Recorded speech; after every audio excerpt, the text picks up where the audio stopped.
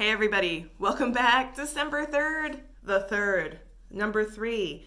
So let's count down to Christmas in the Advent season with our Christmas is Coming book. And we got to find number 3. Thankfully, my nails are dry now, so I can just flip this up myself. So let's find number 3. Is it on the bottom? No. Is it in the middle? No. Yesterday was kind of in the middle. Is it on the top? Yes, it is. It's right there, number 3. Okay, let's open it up. Oh, I like this. There's a mug. Oh, can you see it? Oh, gosh. There's a mug and some steam coming out of it. So something warm to drink. Of course, we drink things from mugs like that. Christmas is Coming, Mommy's note. And then table of contents. Day number 3, page number 3, it says raspberry hot chocolate. Okay.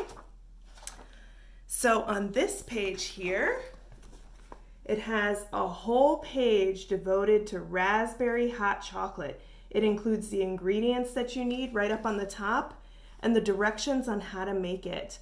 And look, you can see this child's preferred adult right there sharing a hot chocolate together.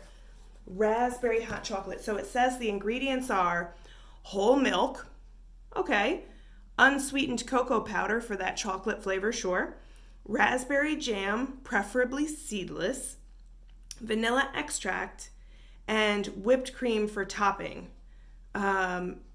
It does not mention in here the sugar. I imagine this would taste terrible without the sugar. What is this recipe? Well, anyway, we're gonna make it together. But you know what? It says raspberry hot chocolate, and frankly, we're not doing that. We're just gonna have straight up regular hot chocolate. I don't have any whipped cream or anything, so that's all right. It doesn't even matter. But we're gonna make it together. So come on with me to my kitchen. Come on through. We gotta go through this secret fancy door. Open the door. What is inside? Oh, my kitchen. Okay.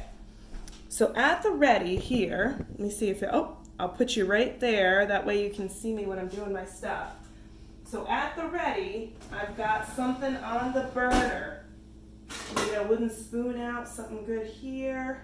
I think I need another little tiny spoon for my hot cocoa. I'll pull that out. All right, so, well, you know what I need is my spoon rest as well, so I don't make a mess. There we go, is my spoon rest. Pop that right on there. Now, in my cupboard over here, I always have, actually, I make hot chocolate a lot, which is funny. I've got the sugar, which they omitted from the recipe, which is a silly move, because that would taste terrible otherwise. I've got my pure vanilla extract right here, ready to go. Oops, I don't need cinnamon. That would be awful in there. And my hot cocoa powder. So I think that's all that we need, really, in here. Now, again, I said I had this kind of going already, just to give us a little bit of a head start. And I gotta get my mug. I just was washing all of my dishes, so I made sure that I had this mug at the ready.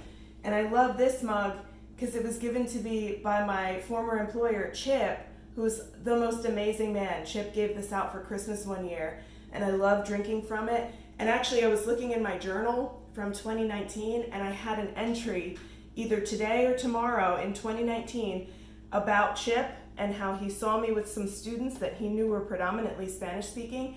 And he said, "Hola, niños," to my students, and I thought it was so funny, but also super sweet. So anytime I drink from this, I think of Chip, and he is a marvelous human being. So first thing first, I'm gonna add just a little bit more milk to this. The recipe calls for whole milk. I've got half and half, so you know how there's different levels of milk? Skim milk tastes awful. 1% tastes awful. 2%'s okay. Whole milk is amazing. Half and half, and then you have your whipping creams, right? So I only have half and half here for my coffees and stuff. So I'm just using half and half and mixing water in there. I'm thinking it's going to be kind of like whole milk or something. I don't know. Something like that. Let's hope. So I already had some in there. I'm just kind of topping it off so you can see what I do and how I was putting that together. This doesn't want to go back on. Okay.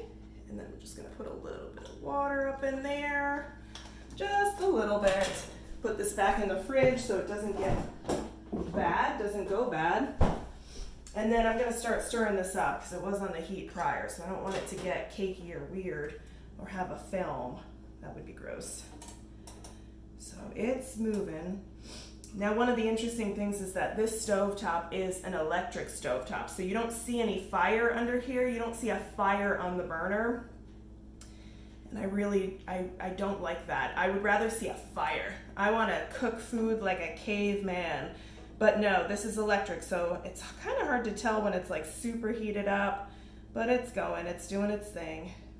All right, give it a good stir. I do see steam coming off the top of it, so that's kind of cool. So the next thing I'm gonna do now that this is kind of heating up, I'm seeing that steam, we know that we can add some of these products. So I'm gonna do a little bit of vanilla extract, and like I don't follow any recipes, you guys. It's just like by taste. I know that vanilla extract is wonderful in here, but not a lot. Like seriously, not a lot. Don't overdo vanilla, it could just ruin it. And then with the sugar, I have a sugar addiction. In this kitchen here, I've got a lot of Coca-Cola products, and so you know how it goes. I'm becoming like Santa, but I like to put in sugar, and I have a heavy hand, meaning I put in a lot. So let me see. I'm just gonna kind of eyeball that. Just a little bit more. Never hurt anybody. Well, it does. And then I'm gonna put in the hot cocoa powder, and this also you don't need a lot. This is very, very bitter. You use this when you're cooking and baking things. This says naturally unsweetened. It's 100% cacao, which means that it's very bitter, and that sugar is what really helps it come out and taste like our hot cocoa, which is so good. So I used to use packages of hot cocoa, but I found that this tastes so much better. So you really don't want a ton. I kind of mix it in there. You could probably sift this to make it not clumpy. I just don't. The less work, the better, right? Just pop a little bit in there. Put my spoon away. Make sure I put the top on this because it's very powdery. You don't want to make a huge mess for your parents to have to clean up. I hope they make you clean it. If you make a mess, you better clean that up. So let me stir this in. And I think the color's looking about right. I don't really like my hot chocolate to be like super brown. I like it to be like a creamy consistency. Even for coffee, I put a ton of half and half in there. It doesn't even look like coffee at that point. It looks like just half and half. So this is going, it's actually, I'm gonna pull you over so you can see it.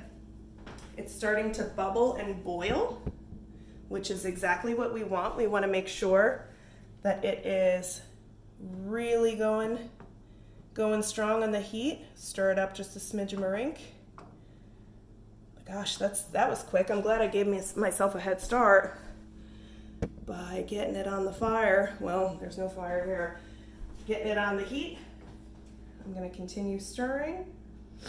Once I get a good bit of bubble, then I'll take it off. But you guys, you gotta be careful. Like, I'm not gonna drink this with you guys because it needs time to cool down. I can't even tell you. I think it was like, I'm gonna say maybe midweek this week, I made myself some hot cocoa. I was like, I really want some. Well, I drank it, I burned my tongue.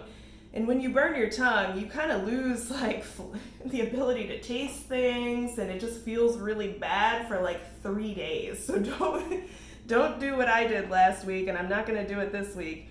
Don't burn your tongue, give yourself enough time. Something else that you could do, a little trick that I noticed in my family growing up, my mom's side of the family, was that instead of just drinking tea from a teacup, you could pour it into a little saucer ahead of time and give it some time to cool down a little bit more and then just drink from the saucer. That actually might be good for some of the younger folks that are watching to help them be able to drink it, because I know waiting sometimes just stinks, doesn't it? So This has got a really nice steam happening. The foam on the top, all those little bubbles are there. So I think this is just about ready to be poured into my chip mug, which I always love drinking from the chip mug. I want to show you as well, this is Faberware.